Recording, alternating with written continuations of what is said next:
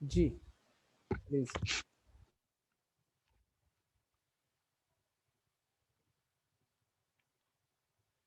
जी अस्सलाम वालेकुम। आज हम नेक्स्ट अपने क्वेश्चन स्टार्ट करते हैं। हमने इससे ऑलरेडी हम जो है वो 100 क्वेश्चन जो है वो इसके अटेम्प्ट कर चुके हैं। उससे ऑनवर्ड हमने चलना है। तो नेक्स्ट क्वेश्चन जो है ये रिपीटेड है, हम ऑलरेडी ये डिस्कस कर चुके हैं। बिट जो है उस 0 और 1 की फॉर्म को हम बिट कहते हैं। इसका दूसरा नाम जो है, जो हमने पहले क्वेश्चन पढ़ा उसमें बाइनरी डिजिट था।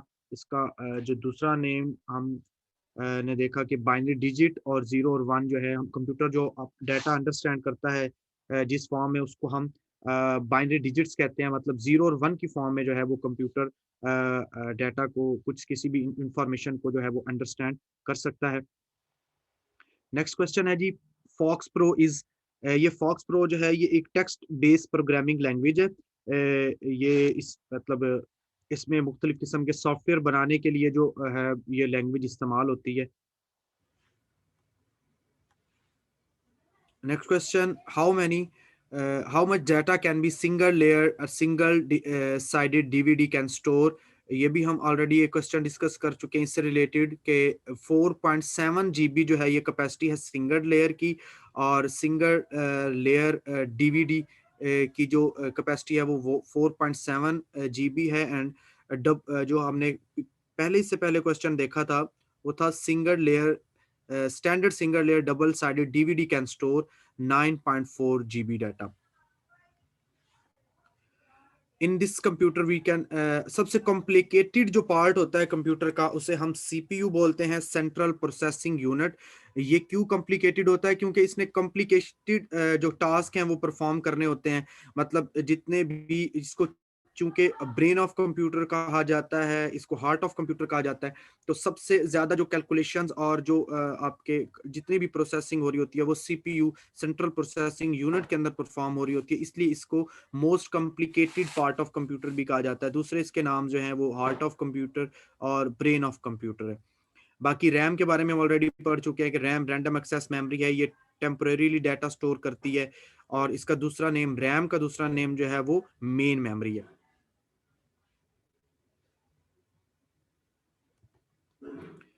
A single worksheet contain, worksheet क्या मुझे कोई एस्पायरेंट बता सकता है कि वर्कशीट किस सॉफ्टवेयर का जो है वो दूसरा नाम है? ये बस स्प्रेडशीट जो एक्सेल। है एक्सेल। वो किस सॉफ्टवेयर का दूसरा नेम? जी एक्सेल का। और वर्ड प्रोसेसिंग सॉफ्टवेयर कौन से होते हैं?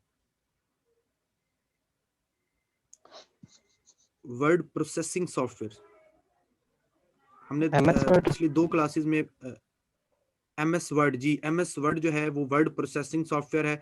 और पावर पॉइंट जो है ये हमारा मल्टीमीडिया सॉफ्टवेयर है। साथ साथ क्वेश्चनिंग चलती रहेगी जी, क्योंकि हमारा टाइम वेस्ट हो गया था पहले ही ऑलरेडी, तो मैंने फिर क्वेश्चनिंग नहीं की आप लोगों से। मैंने कहा कि हम साथ साथ जो है वो जैसे आगे चलते रहेंगे हम क्वेश्चन करते रहेंगे। तो जी सिंगल वर्कशीट कंटेन, एक जो जब आप किसी माइक्रोसॉफ्ट एक्सेल की फाइल को ओपन करते हैं तो उस फाइल में मैक्सिमम जो एक कॉलम्स होते हैं वो 256 होते हैं। ये साथ उन्होंने ग्राफिकली भी शो कर दिया है कि जी जो इस वक्त लेटेस्ट वर्जन जो चल रहा है वो 2019 चल रहा है, एक्सेल का, वर्ड का, पावर पॉइंट का, एमएस ऑफिस का जो लेटेस्ट तो 2019 चल रहा है। तो उसके अंदर मैक्सिमम जो रोज हैं वो ये हैं, उसके कॉलम्स की और सेल्स की ये लिमिट जो है वो ये पूरे मतलब उसके डॉक्यूमेंट के अंदर है। और अगर आप एक शीट की बात करें तो उसके अंदर जो है वो सिंगल शीट की बात करें तो उसमें 256 जो है वो कॉलम जो हैं वो एडजस्ट हो सकते हैं। A combination of 16 bits is called word. मैंने आपको बताया था कि जी जो 8 बिट्स हों तो एक बाइट बनती है, 4 बिट्स हों तो एक निबल बनती है।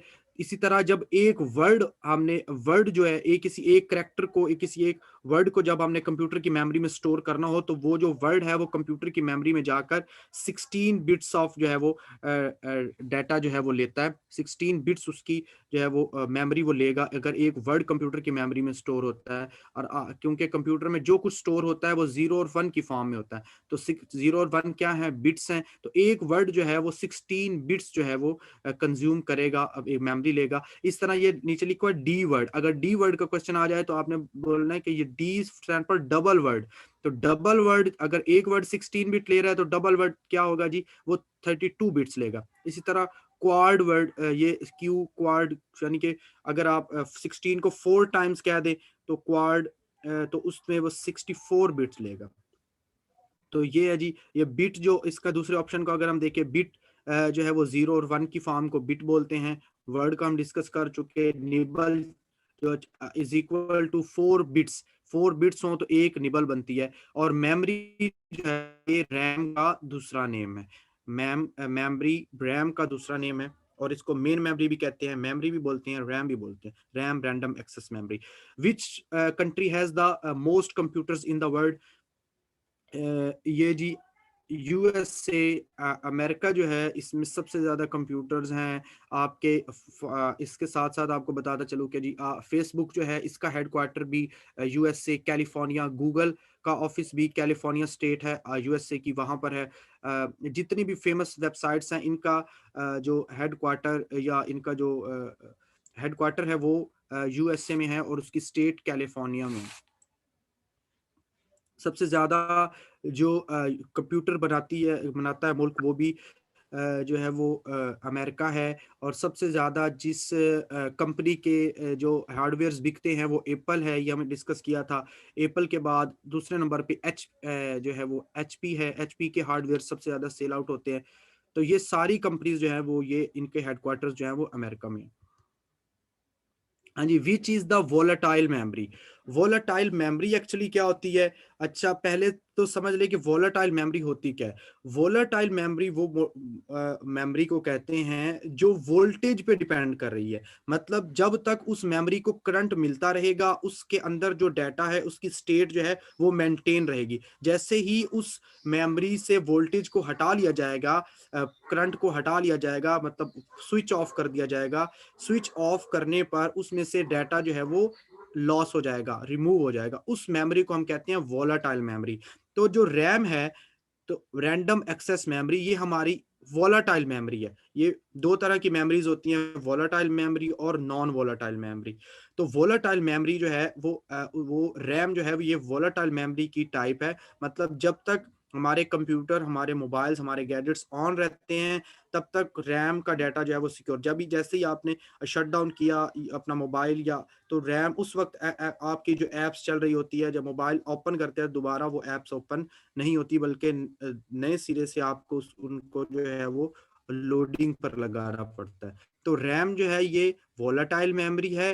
रोम जो है, ये ऊपर जो ऑप्शन दिया हुआ है रोम, रीड ओनली मेमोरी, ये नॉन वोलाटाइल मेमोरी है। नॉन वोलाटाइल मेमोरीज कौन कौन सी होती हैं? जिनका अगर आपका डिवाइस स्विच ऑफ कर दी जाए तब भी उनके अंदर जो डाटा है वो परमानेंटली स्टोर रहे, किसी किस्म का लॉस ना हो, तो उनको हम बोलते हैं नॉन वोलाटाइल मेमोरी। यानी कि वो मेमोरी वोल्टेज पे डिपेंड नहीं कर रही, उसकी जो स्टेट है, उसकी जो हालत है, उसका डाटा को सेव करने की जो कैपेसिटी है वो वोल्टेज पे डिपेंड जो है वो नहीं कर रही। इस वजह से हम उसको नॉन वोलाटाइल मेमोरी कहते हैं। तो रीड ओनली मेमोरी रोम जो है ये नॉन वोलाटाइल मेमोरी है। ये एब्रिविएशन आपको कल भी बताया था कि बेसिक इनपुट आउटपुट सिस्टम, ये बायोस जो लिखा हुआ है, बेसिक इनपुट आउटपुट सिस्टम। ये कब वर्किंग में करते हैं? जब हमारा कंप्यूटर ऑन हो रहा होता है तो उस वक्त सबसे पहली जो इंस्ट्रक्शंस हमारे हार्डवेयर जो है वो ऑपरेटिंग सिस्टम अपलोड करता है, ऑपरेटिंग सिस्टम, तो वो सबसे पहले बायोस करता है, बेसिक इनपुट आउटपुट सिस्टम। और इसका एब्रीविएशन है पी रोम का, प्रोग्रामेबल रीड ओनली मेमोरी। जी अली हसन, इसमें मैं कुछ चीज़ ऐड कर दूं कि ये जो है वॉलेटाइल, जी जी वर्ड सर। वॉलेटाइल जो है ये इंग्लिश के हवाले से भी आ जी जाता सर। है। मैं थोड़ा सा इसको इंग्लिश के हवाले से भी समझा दूं और यहाँ पर भी वो आपको हेल्प करेगा कि वॉलेटाइल का मतलब होता है टेम्परेरी। मींस के जो जल्दी जल्दी ख़त्म हो जाती है चीज़ उसको हम बोलते हैं वॉलेटाइल। अब हम कहते हैं कि क्या पेट्रोल ज़्यादा वॉलेटाइल है या वाटर ज़्यादा वॉलेटाइल है। तो देखें अगर दोनों को रखा जाए तो पेट्रोल जो है वो जल्दी हवा में उड़ जाता है, जल्दी ख़त्म हो जाता है, तो उसको हम कहते हैं कि वो ज़्यादा वॉलेटाइल है। तो वो चीज़ जो बहुत ज़्यादा टेम्परेरी होती है उसको कहते हैं वॉलेटाइल। तो यहाँ से ये अक्सर आ जाता है सिनोनिम में वॉलेटाइल का वर्ड एग्जैक्टली। इंग्लिश के हवाले से। तो ये आपको याद रखने में भी मदद करेगा कि वो मेमोरी वॉलेटाइल होगी जो टेम्परेरी होगी, जो आर्जी होगी। जी। जी, thank you sir. Next question में हमसे पूछा गया है कि in MS Word 2016 to extend a selection to adjacent cells of a table, मतलब अगर आपने एमएस वर्ड में एक टेबल बनाया है तो उनके एमएस वर्ड की बात करें, एमएस एक्सेल की नहीं, एमएस वर्ड में अगर आपने एक टेबल बनाया है तो उसके सेल्स को आपने उसका एरिया एक्सटेंड करना है, तो इनमें से फॉलोइंग कौन सी की जो है वो उसमें हेल्पफुल करेगी। मतलब एक ही ये आप साथ पिक्चर भी बनी हुई कि ये टेबल है और इसका एक्सटेंड उन्होंने वाइड किया है, उसका जो एरिया है उसकी विड्थ जो है वो वाइड किया है, तो किस की से आप करेंगे। आपने शिफ्ट वाली की को होल्ड डाउन रखना है और आपने एरो जिस सिम्ट में भी आपने उसको करना है, जिस आपके पास 4 एरोस की कीज होती हैं आपके की पैड पर, अपवर्ड, डाउनवर्ड, लेफ्ट और राइट, तो आपने जिस सिम्ट में भी डिवाइड करना है, आपने हो शिफ्ट जो है उसकी की को दबाए रखना है और साथ एरो के साइन को जो है वो प्रेस करते रहना है, तो आपका जो टेबल का जो साइज होगा, जो टेबल के अंदर एरिया होगा, सेल का एरिया होगा, वो वाइड होता चला जाएगा। अली हसन इसमें थोड़ा सा यही जो पिछली स्लाइड कीजिएगा, hold down shift and press and arrow की रिपीटेडली। तो ये तो जी चलें सर। सेल्स की बात होगी, लेकिन यही अगर माइक्रोसॉफ्ट वर्ड खुला हुआ है और उसमें आपने पैराग्राफ लिखा हुआ है और आपका जी कर्सर सर। एक जगह पर पड़ा है, आप चाहते हैं कि कोई सिलेक्शन करना चाहते हैं, तो एक तो जी सर। सिलेक्शन का प्रोसीजर है कि आप जो है वो माउस से जाकर राइट क्लिक करके उसको ड्रैग करें। तो दूसरा जी सर। प्रोसीजर ये है कि जहाँ से आपने सिलेक्शन करनी है वहाँ पर आप कर्सर को रखें और सेम ऐसे ही कि उसमें आप शिफ्ट को प्रेस करें और जिस तरफ आपने सिलेक्शन करनी है उस तरफ की एरो की को प्रेस कर दें। मतलब अगर आपने एक वर्ड लिखा है पाकिस्तान, तो उसको आप सिलेक्ट करना चाहते हैं तो पी के पास आप रखें अपने कर्सर को और शिफ्ट को होल्ड करें और प्रेस करें राइट की, तो वो पाकिस्तान सिलेक्ट होता जाएगा। जितनी देर आप प्रेस रखेंगे पूरी लाइन सेलेक्ट हो जाएगी, फिर नेक्स्ट लाइन सेलेक्ट हो जाएगी। तो इस तरीके से ये ना सिर्फ टेबल्स में एडजेसेंट सेल्स को सेलेक्ट करने के काम आता है, बल्कि ये एक पैराग्राफ में टेक्स्ट को सेलेक्ट करने का भी यही शॉर्ट की है कि आप होल्ड को शिफ्ट की को प्रेस करें और साथ एरो को यूज़ करें जिस डायरेक्शन में आपने सिलेक्शन करनी है। जी।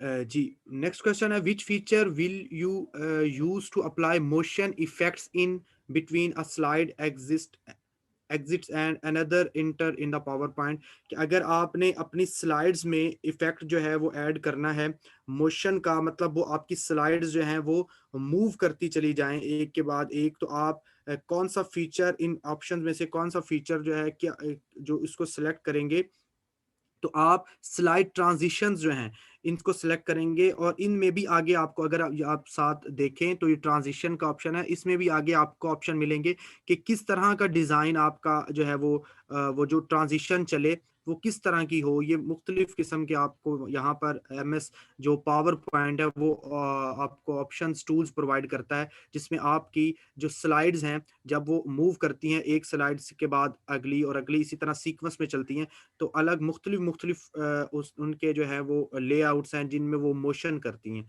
तो ये आप स्लाइड ट्रांजिशन का ऑप्शन है जहां पर आप जाकर जो है वो अपनी आपके जो स्लाइड्स हैं उनको मोशन इफेक्ट जो है वो सिलेक्ट कर सकते हैं, वो प्रोवाइड कर सकते हैं। नेक्स्ट क्वेश्चन में पूछा गया है जी ALU stand for arithmetic and logical unit. वो कहता है कि ALU is the component of a processor which consist of arithmetic unit and logical unit, and इनमें से दोनों पर ही क्योंकि ये कंसिस्ट करता है तो इस वजह से हम सी ऑप्शन को क्लिक करेंगे। एक्चुअली जो हमारा सीपीयू है, सेंट्रल प्रोसेसिंग यूनिट, ये दो तरह के बुनियादी तौर पर कंपोनेंट्स में तकसीम किया जाता है इसको। एक कंपोनेंट को हम कहते हैं अर्थमेटिक एंड लॉजिकल यूनिट और दूसरे को कहते हैं कंट्रोल यूनिट। ये सीपीयू के दो बुनियादी तौर पर जो है कंपोनेंट्स होते हैं। तो आपने याद रखना है कि जो कंट्रोल यूनिट है वो भी सीपीयू का ही यूनिट है, और कंट्रोल यूनिट में ओवरऑल जो है वो वर्किंग को सीपीयू की वर्किंग कंट्रोल हो रही होती है। और अर्थमेटिक एंड लॉजिकल, जैसे कि नाम से ही जाहिर है कि अर्थमेटिक ऑपरेशन जो है वो अर्थमेटिक यूनिट में होते हैं, और जो लॉजिकल ऑपरेशंस है वो लॉजिकल यूनिट में परफॉर्म होते हैं। लॉजिकल ऑपरेशन अगर लॉजिकल ऑपरेटर्स की मदद से जो है वो सीपीयू परफॉर्म करता है। लॉजिकल ऑपरेटर्स कौन से होते हैं? Less than, less than, greater than, equal और लेस देन, इक्वल और ग्रेटर देन, ये सारे लॉजिकल ऑपरेटर्स हैं। तो लॉजिकल ऑपरेटर्स जो हैं लॉजिकल, वो इस पोर्शन में यूज होते हैं लॉजिकल यूनिट में। और यहाँ पर कौन से ऑप्शन परफॉर्म हो रहे होते हैं? लॉजिकल ऑपरेशंस परफॉर्म हो रहे होते हैं। और यहाँ पर अर्थमेटिक ऑपरेशन, अर्थमेटिक ऑपरेटर्स की मदद से अर्थमेटिक ऑपरेशन परफॉर्म होते हैं। अर्थमेटिक ऑपरेटर्स कौन कौन से हैं? माइनस, प्लस, डिवीजन, सब्ट्रैक्शन, ये सारे जो हैं, मल्टीप्लिकेशन, ये सारे अर्थमेटिक ऑपरेटर हैं। तो जो अर्थमेटिक कैलकुलेशंस होनी है वो सीपीयू के इस पोर्शन में होनी है, और जो लॉजिकल ऑपरेशंस परफॉर्म होने हैं वो इस पोर्शन में होने हैं। तो ये एक ही यूनिट बनता है, अर्थमेटिक एंड लॉजिकल यूनिट, और ये इसका राइट ऑप्शन जो है वो सी है। और जो सीपीयू का दूसरा बड़ा पोर्शन है जो उसको हम कंट्रोल यूनिट कहते हैं। ये फिर मेमोरी जो है वो यूनिट्स में से क्वेश्चन है कि जी 1 मेगाबाइट कितने किलो बाइट्स के इक्वल होगी? तो हमें पता है कि सबसे छोटी जो है वो बिट होती है एंटिटी, उसके बाद 8 बिट्स हों तो 1 बाइट बनती है। इसी तरह 1024 बाइट्स हों तो 1 KB बनती है। इस तरह 1024 KB हों तो 1 MB बनती है। इसी तरह ये जो है ये जो इसी तरह ये इसी सीक्वेंस से ये यूनिट्स आगे चलते चले जाते हैं, और ये पेटाबाइट, एक्साबाइट, जीटाबाइट, जोटाबाइट तक जो है ये स्टोरेज की यूनिट्स चले जाते हैं। तो ये टेबल जो है ना, इसको आपने याद करना है। इसमें कोई याद करना कोई मुश्किल नहीं है, सिर्फ आप ये 1024 याद कर ले, और बाइट से बड़ा केबी से बड़ा एमबी, बस आपने ये 1024 ऐड करते जाना है एमबी से, तो ये सेम सेम जो है वो चलता चला जाएगा। हाँ जी, पेज नंबर वो कह रहा है कि जी एमएस वर्ड में कहाँ कहाँ आप इंसर्ट कर सकते हैं पेज नंबर। पेज के हेडर में भी आप इंसर्ट कर सकते हैं और फुटर में भी। पेज का ऊपर वाला पोर्शन जो होता है इसको हम हेडर बोलते हैं, और किसी भी पेज का बिल्कुल नीचे वाला हिस्सा जो है उसको हम फुटर बोलते हैं। तो पेज नंबर जो है वो आप फुटर में भी ऐड किया जा सकता है और हेडर में भी ऐड किया जा सकता है। नेक्स्ट क्वेश्चन है जी, which is used in a computer to protect network server from damaging by those who log in to it? ये जी इसका राइट ऑप्शन तो जी है फायरवॉल्स। फायरवॉल्स एक्चुअली क्या है? फायरवॉल एक सॉफ्टवेयर है, सॉफ्टवेयर का नेम है, और ये नेटवर्किंग में हमें सिक्योरिटी और एक प्रोटेक्शन वॉल की तरह हमें जो है ये फायदा देता है, हमारा प्रोटेक्शन करता है कि जो हमारा नेटवर्क है वो किसी भी अनऑथोराइज्ड पर्सन की एक्सेस से महफूज रहे। मतलब जो बंदा हमारे कोई भी हैकर है, कोई इंट्रूडर है, कोई ऐसा यूजर है जिसको अथॉरिटी नहीं है उस नेटवर्क में इंटर होने की, उससे, जैसे हमारा एंटीवायरस जो है वो कंप्यूटर जब इंस्टॉल होता है तो वायरस से हमारे सिस्टम को महफूज रखता है। इस तरह जो फायरवॉल है, ये सॉफ्टवेयर जो है ये महफूज रखते हैं हमारे कंप्यूटर को, जो है नेटवर्क, कोई अनऑथोराइज्ड नेटवर्क या अनऑथोराइज्ड जो है यूजर हमारे नेटवर्क में इन्वॉल्व ना हो। तो हमारे नेटवर्क के सर्वर को डैमेज करने से जो बचाता है वो फायरवॉल सॉफ्टवेयर है।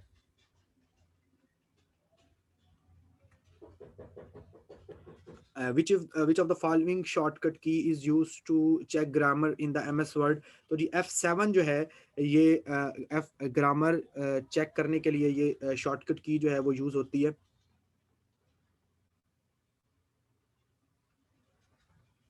Which shortcut key are used to open start menu? Start menu को ओपन करने के लिए अगर आप लैपटॉप पर अभी ये लेक्चर सुन रहे हैं तो अभी अगर आप प्रेस करें कंट्रोल और साथ एस्केप की ऊपर से, तो आपका जो है वो स्टार्ट मेन्यू जो है वो ओपन हो जाएगा। तो ये स्टार्ट मेन्यू को ओपन करने के लिए शॉर्ट की जो है वो यूज होती है Ctrl+ESC, ये शॉर्टकट की यूज होती है। आप अगर अभी लैपटॉप पर हैं तो ये आप ट्राई कर सकते हैं। In MS Word 2007, which of the following is used to extend a selection one character to the right side? तो अगर आपने कुछ भी एक्सटेंड करना है, एक करेक्टर को एक्सटेंड करना है राइट डायमेंशन में, तो आप शिफ्ट प्लस राइट एरो जो है उसको प्रेस करेंगे। अगर आपने लेफ्ट साइड पे करना है तो आप शिफ्ट जो है वो लेफ्ट एरो प्रेस करेंगे, तो आपका वो जो करेक्टर है वो एक्सटेंड हो जाएगा लेफ्ट साइड पे। इसी तरह आप ऊपर की जानिब उसको करना चाहते हैं तो आप शिफ्ट अप करेंगे तो वो ऊपर की जानिब आपका करेक्टर जो है वो एक्सटेंड हो जाएगा।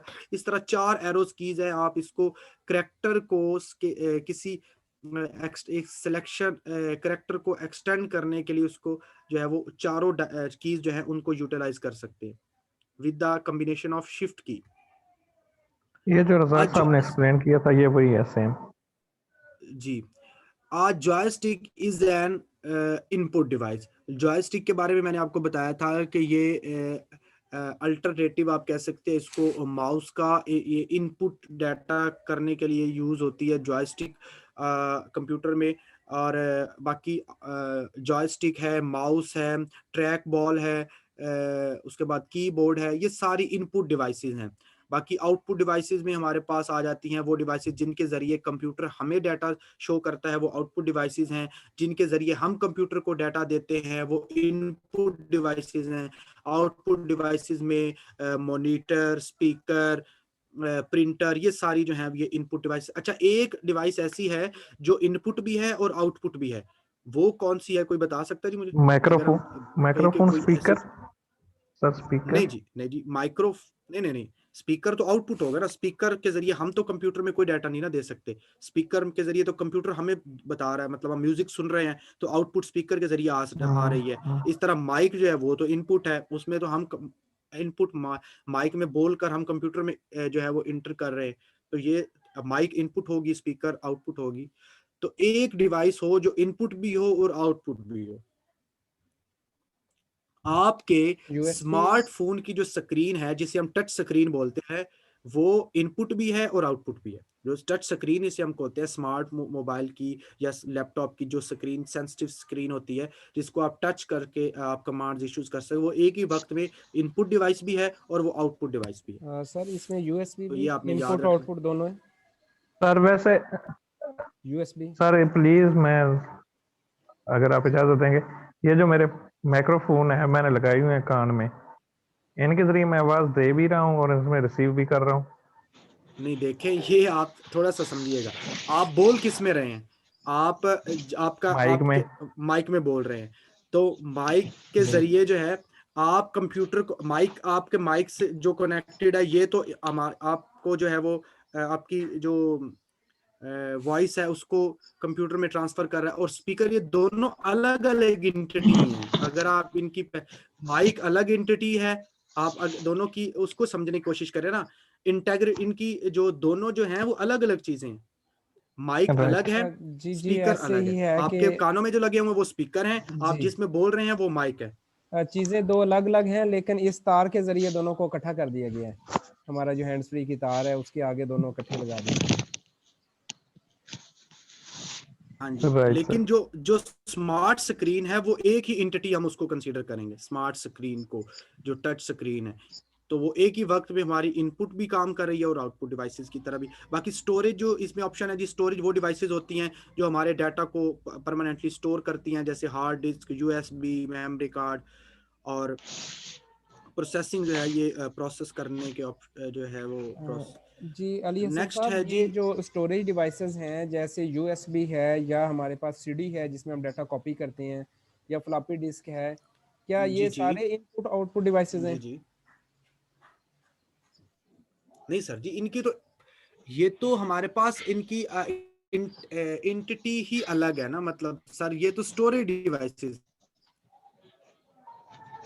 इनको हम ना These इनपुट कंसीडर करेंगे ना आउटपुट में, ये जैस स्टोरेज डिवाइसेस। मतलब ये प्रिंटर की तरह या माउस की तरह, these are not part of computer.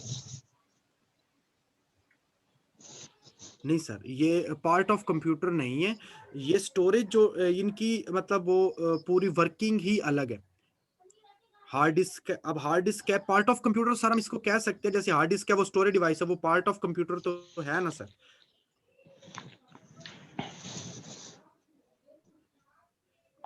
बुनियादी तौर पर सर जी कंप्यूटर को जो है ना वो 3 यूनिट्स में तकसीम किया जाता है, इनपुट यूनिट्स, आउटपुट यूनिट्स और system unit.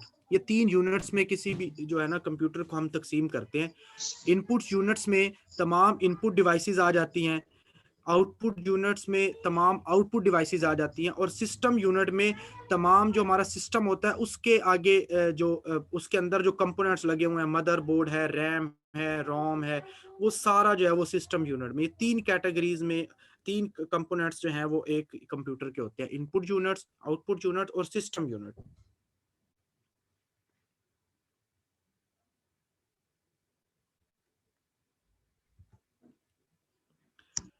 Next is the dash is widely used for transmitting stream videos data on the internet.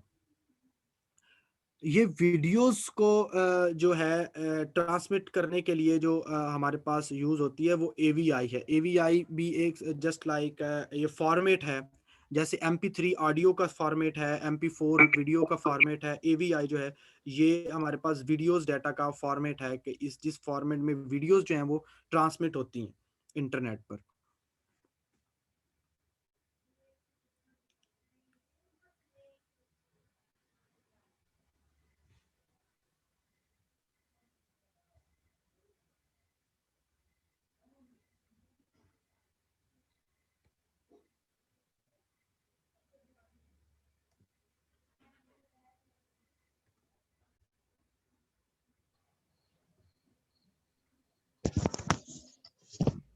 Sir sound चली गई। जी कोई इशू इसमें है तो ये AVI जो है ये किस चीज़ का एब्रीविएशन है, इसको कोई जानता है? मैं जी बता सकता कोई है जी? ऑडियो वीडियो शायद इंटरकनेक्ट वर्ड इसका यूज होता है, audio video interface interleaved interleaved. Yes हाँ जी, इंटरलीव या इंटरकनेक्ट जो है ऑडियो वीडियो इंटरलीव जो है ये AVI इसका है। इसी तरह अगर आप MP3 की बात करें तो मैंने ये आज निकाले थे, लेकिन वो शायद फाइल मुझे अभी नहीं मिल रही है। सारे एब्रीविएशन मैंने आपसे शेयर करने के लिए इनको निकाल के रखा था। MP3 जो है MPEG ऑडियो लेयर 3 इसकी फुल फॉर्म है MP3 की जी। आपको स्क्रीन शेयर हो रही है मेरी जो मैं अभी यूज कर रहा हूँ? हो रही है।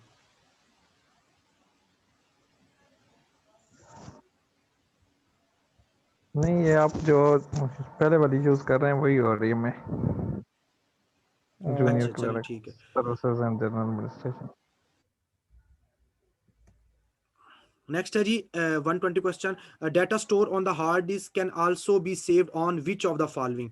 तो जो कहते हैं कि जो डाटा हार्ड डिस्क पर स्टोर हो सकता है वो और किन किन पर स्टोर हो सकता है, तो ये तमाम ऑप्शन ही ठीक है। फर्ज करिए आपने एक गाना जो है वो हार्ड डिस्क में स्टोर किया हुआ है, तो वो आप CD में भी राइट कर सकते हैं, मैग्नेटिक टेप में भी, फ्लॉपी डिस्क में भी। ये अलग बात है कि फ्लॉपी डिस्क की मेमोरी बहुत ही ज्यादा कम होती है। इसी तरह मैग्नेटिक टेप तो अब बिल्कुल यूज नहीं होती। अगर आपने मैग्नेटिक टेप पुराने VCRs देखे हों तो उसमें ये मैग्नेटिक टेप यूज होती थी, जिसमें वो एक वो केसेट डलती थी, उसको उसके अंदर एक पट्टी सी होती थी ब्लैक, उस ब्लैक पट्टी को जो है उसके ऊपर सारा डाटा स्टोर होता था। अगर पुराने VCRs वगैरह अगर आपने किसी ने यूज किए हों या देखे हों तो उसमें ये जो है ये डिस्क डलती, मैग्नेटिक टेप जिसको हम बोलते हैं। तो वो जो टेप होती थी उसको हम मैग्नेटिक टेप बोलते हैं। तो इसकी भी कैपेसिटी और इसकी क्वालिटी बहुत लो है।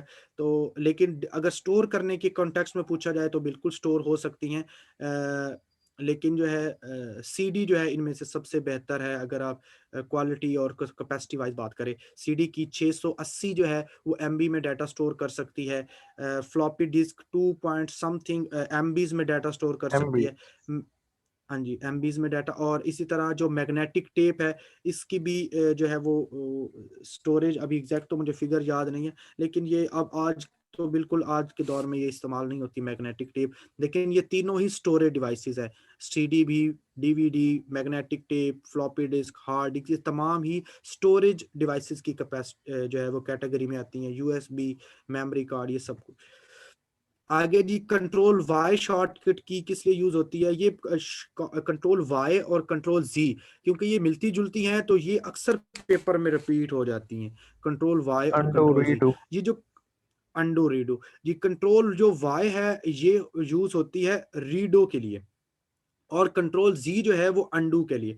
अंडू क्या होता है कि आप कुछ काम कर रहे हैं, आपने उसको जो है आप ने उसको गलती से रिमूव कर दिया, बैक स्पेस कर दिया, तो आप चाहते हैं कि वो जो पिछला आपने एक्शन किया उसको दोबारा से अंडू करे, तो आप कंट्रोल जी की शॉर्टकट की जो है वो दबाते हैं, तो वो अंडू का ऑप्शन जो आपने पिछला ऑप्शन जो है परफॉर्म किया होता है दोबारा से वो रिपीट हो जाता है। और इसी तरह अंडू के जो इफेक्ट है उसको खत्म करने के लिए इसकी ऑपोजिट जो की होती है वो रीडूइंग होती है, जिसकी शॉर्टकट की है कंट्रोल वाई। कंट्रोल वाई जो है वो रीडूइंग की शॉर्टकट की है, और इसी तरह जो अंडू की है वो कंट्रोल जी है। Electronic copy of a data जो है वो सॉफ्ट कॉपी कहलाती है। जिस तरह आप ये स्लाइड्स हम देख रहे हैं, ये सॉफ्ट कॉपी है। कंप्यूटर में जो भी डाटा है वो सॉफ्ट कॉपी है, और अगर आप उसको प्रिंट निकाल ले तो वो हार्ड कॉपी कहलाता है। प्रिंटेड फॉर्म ऑफ डाटा अगर आपसे पूछ लिया जाए तो वो जी हार्ड कॉपी है, प्रिंटेड फॉर्म ऑफ डाटा। और अगर इलेक्ट्रॉनिक कॉपी ऑफ डाटा है तो वो आपसे पूछा जाए तो वो है जी soft copy. Which among the following is the smallest unit, हम ऑलरेडी जानते हैं जी बिट जो है वो सबसे स्मॉलेस्ट है।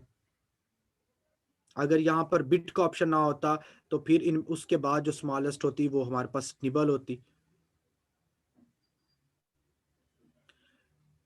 हाँ जी, programs written to make computer function in a desire way. हम कंप्यूटर को कुछ अपनी मर्जी का काम लेने के लिए जो हिदायत देते हैं उनको हम सॉफ्टवेयर्स बोलते हैं। सॉफ्टवेयर के हमने पढ़ा था कि ये मजमुआ होता है कुछ हिदायत का, कुछ प्रोग्राम्स का मजमुआ होता है जो कंप्यूटर को बताता है कि what to do and how to do. कि सॉफ्टवेयर कंप्यूटर को, ये हार्डवेयर को ये बताता है कि आपने ये काम कैसे करना है, और क्या करना है और कैसे करना है।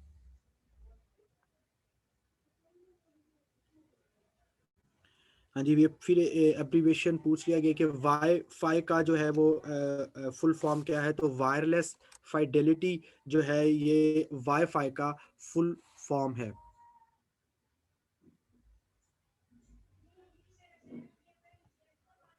इसी तरह पीडीएफ की कोई बता सकता है जी पीडीएफ की फुल फॉर्म क्या है?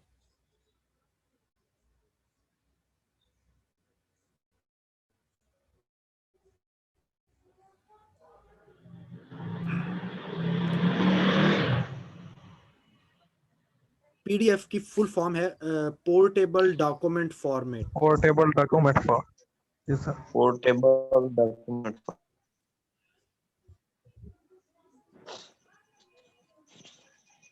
Which of the following is the key to close or running dialog box in a window? Escape की जी, कोई भी आप जो है वो विंडो ओपन है, अगर आप उसको क्लोज करना चाहते हैं तो आप एस्केप की जो है वो यूज़ कर सकते हैं। और दूसरी शॉर्टकट की Alt F4 भी यूज़ होती है, लेकिन सम सॉफ्टवेयर में जाकर जो है वो एस्केप वो फंक्शन नहीं परफॉर्म कर सकती, लेकिन आपका Alt F4 जो है वहाँ भी फंक्शन परफॉर्म करता है। तो मुख्तलिफ सॉफ्टवेयर में कीज़ के फंक्शन भी चेंज हो जाते हैं, लेकिन बुनियादी तौर पर एस्केप और Alt F4 का जो फंक्शन है वो सेम है।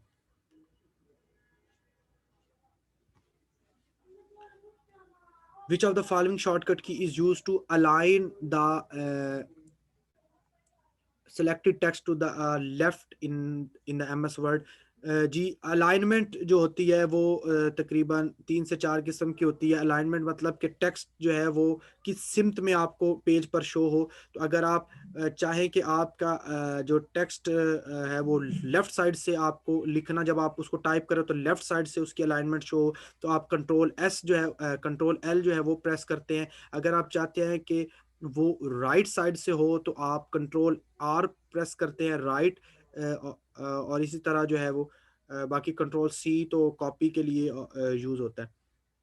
इसी तरह कंट्रोल जे जो है वो जस्टिफाइड और अलाइनमेंट के लिए यूज होता है, control J. Add new hardware option exist, ये कंट्रोल पैनल में जी ऑप्शन जो है वो अवेलेबल होता है। आप कंप्यूटर के जो है कंट्रोल पैनल में अगर जाएं तो यहाँ पर कंट्रोल बार या कंट्रोल पैनल जो है वो यूज होना था। कंट्रोल पैनल में ये ऑप्शन अवेलेबल होता है ऐड न्यू हार्डवेयर। जब भी आप कोई नई हार्डवेयर अपने कंप्यूटर के साथ कनेक्ट करते हैं तो आपको यहाँ पर जाकर जो है वो ऐड डिवाइस करना पड़ता है। अगर आप ने कंप्यूटर के साथ प्रिंटर अटैच किया है आउटपुट डिवाइस, तो आप यहाँ पर जाकर ऐड डिवाइस करेंगे और ताकि वो जो है वो डिवाइस आपके कंप्यूटर के साथ कनेक्टेड हो सके। In window operating system, dash is known as a file manager. Window explorer जो है जी वो उसको हम जो है वो फाइल मैनेजर भी बोलते हैं और इसका दूसरा नाम विंडो एक्सप्लोरर भी है। बाकी MS वर्ड जो है ये हमारे पास एप्लीकेशन सॉफ्टवेयर है, MS एक्सेल भी एप्लीकेशन सॉफ्टवेयर है। हाँ जी, CLI स्टैंड फॉर, आपको पहले मैंने बताया था कि CLI कमांड लाइन इंटरफेस है। अगर इंटरफेस वाले कॉन्टेक्स्ट में पूछ लिया जाए तो CLI का जो एब्रिविएशन बनेगा वो कमांड लाइन इंटरफेस बनेगा। अगर ये पूछा गया ये CLI की टर्म जो है ये कॉलर्स लाइन आइडेंटिफिकेशन, ये टेली कम्युनिकेशन में भी यूज होती है। कॉलर जब टेलीफोन के जरिए कॉल्स जो हैं वो चल रही होती हैं तो कॉलर की जो आइडेंटिफिकेशन करने के लिए जो यूज होती है, जो प्रोसेस यूज होता है उसको हम कॉलर्स लाइन आइडेंटिफिकेशन कहते हैं। कि कॉलर की लाइन को जो मुख्तलिफ लोग बात कर रहे हैं टेलीफोन नेटवर्क के जरिए, तो उस कॉलर की लाइन को आइडेंटिफाई करने के लिए जो प्रोसेस यूज होता है वो कॉलर लाइन आइडेंटिफिकेशन है। अब पेपर में ऐसा नहीं होगा कि आपको कॉलर लाइन आइडेंटिफिकेशन भी दे दे वो ऑप्शन में और कमांड लाइन इंटरफेस भी दे दे, इन दोनों में से एक ही ऑप्शन अवेलेबल होगा। तो वो इंटरफेस वाले कॉन्टेक्स्ट में है कमांड लाइन इंटरफेस, और ये टेली कम्युनिकेशन के कॉन्टेक्स्ट में पूछा गया है कि कॉलर की जो है वो लाइन को आइडेंटिफाई करने के लिए जो प्रोसेस यूज होता है उसको कॉलर लाइन आइडेंटिफिकेशन कहते हैं और इसकी शॉर्ट फॉर्म है CLI। One way to